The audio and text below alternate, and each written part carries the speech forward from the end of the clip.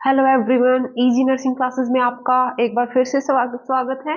और इससे पहले हम फंडामेंटल्स ऑफ नर्सिंग है वो कंप्लीट कर चुके हैं। जितनी भी वीडियो है फंडामेंटल्स ऑफ नर्सिंग की वो हमने डाल दी है, सारी की सारी प्लेलिस्ट में आप देख सकते हैं। उसके बाद मेंटल हेल्थ नर्सिंग हम स्टार्ट कर चुके हैं और मेंटल हेल्थ नर्सिंग में हम डिस्कस कर रहे हैं टर्मिनोलॉजी के बारे में।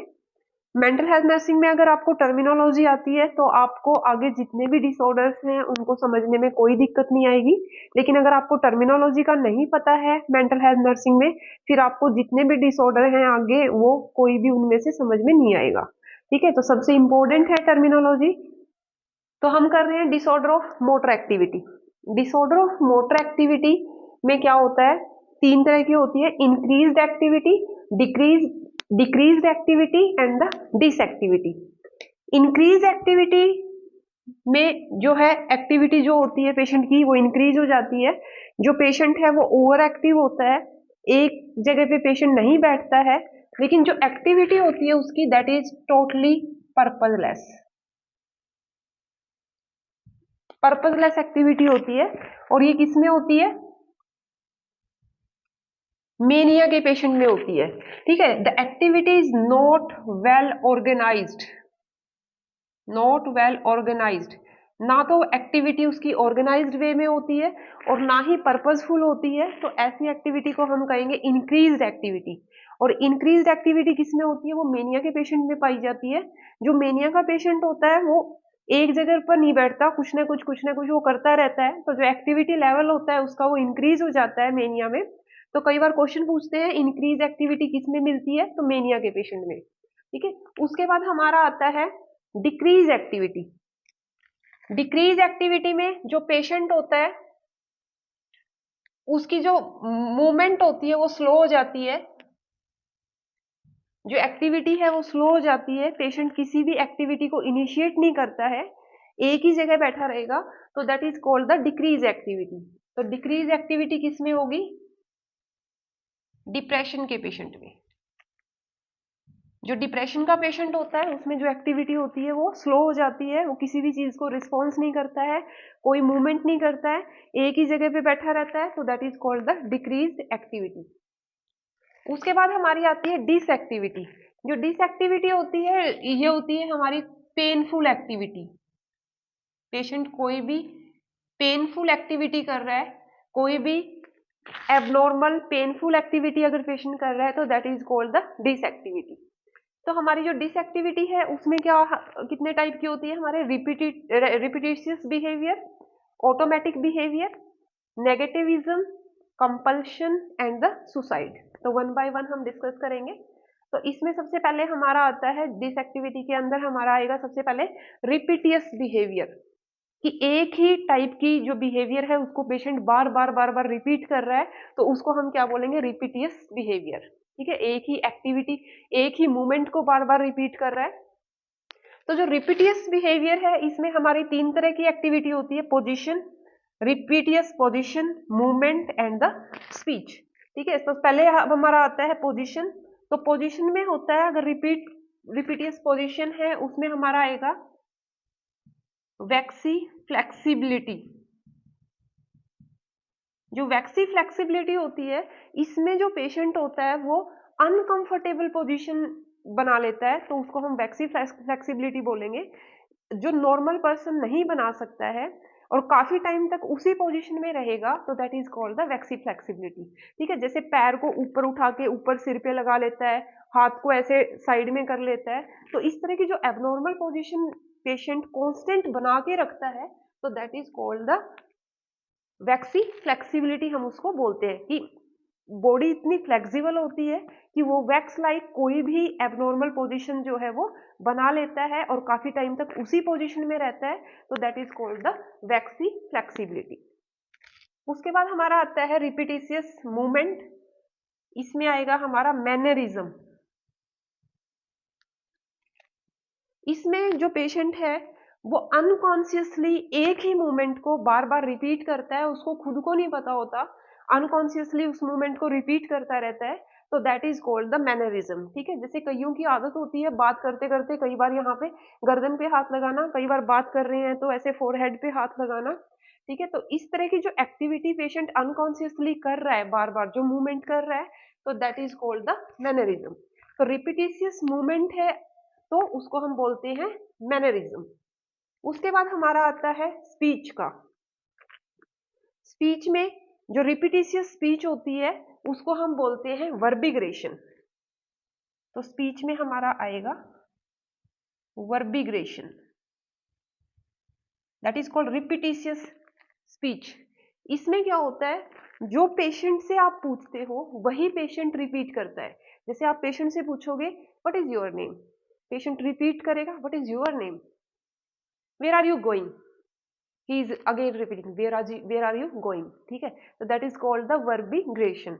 जो आप उससे पूछ रहे हो वही चीज वो दोबारा से रिपीट कर रहा है, तो दैट इज रिपीटिशियस स्पीच और this is called the verbigeration.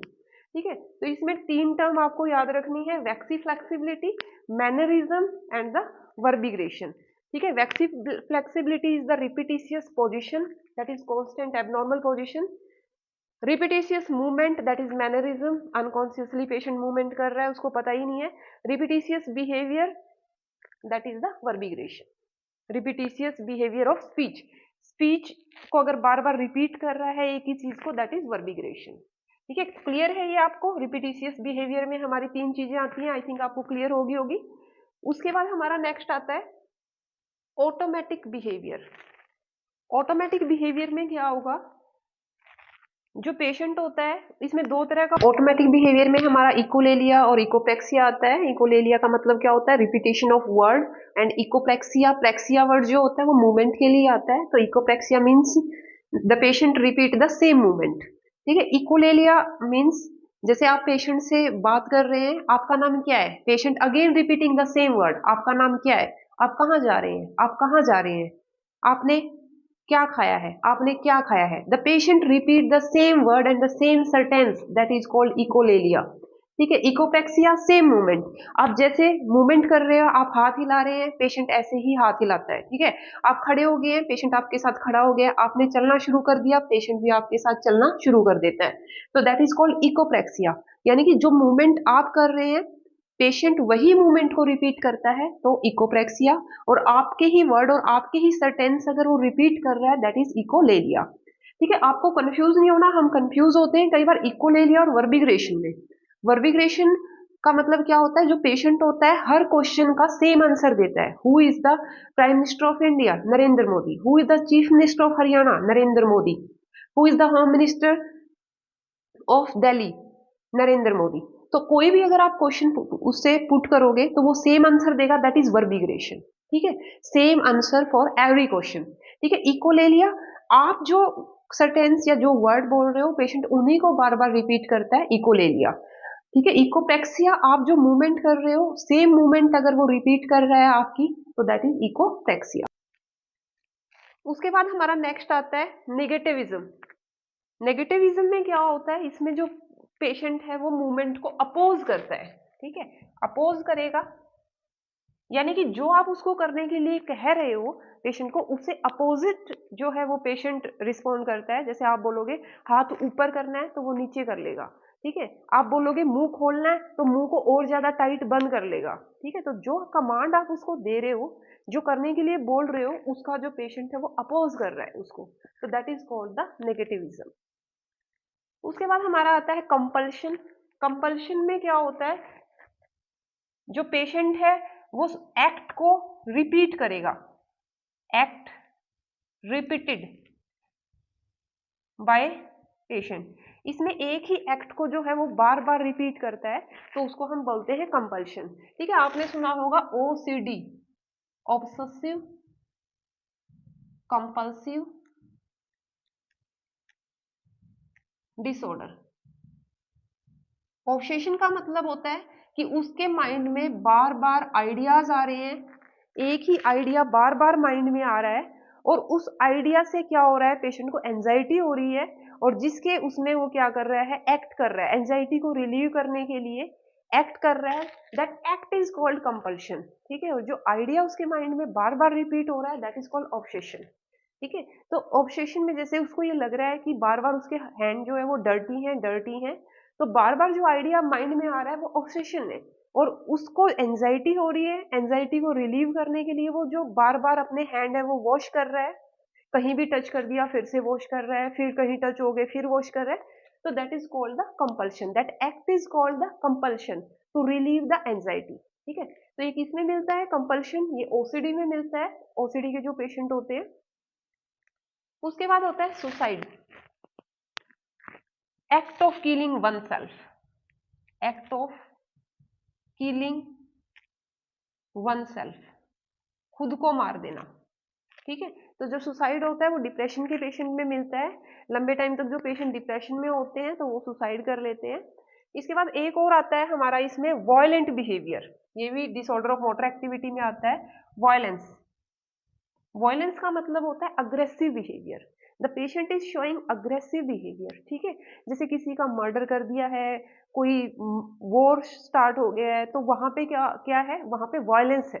ठीक है, तो violent behaviour is the aggressive behaviour that is shown by the patient. ठीक है, तो all these are the disorder of motor activity. ठीक है, आई थिंक क्लियर हो गए होंगे आपको कौन कौन से डिसऑर्डर है मोटर एक्टिविटी के। तो चैनल को ज़्यादा से ज़्यादा लाइक कीजिए, सब्सक्राइब कीजिए। ठीक है, कंटिन्यू हम वीडियो आपके लिए डालते रहेंगे। Thank you so much.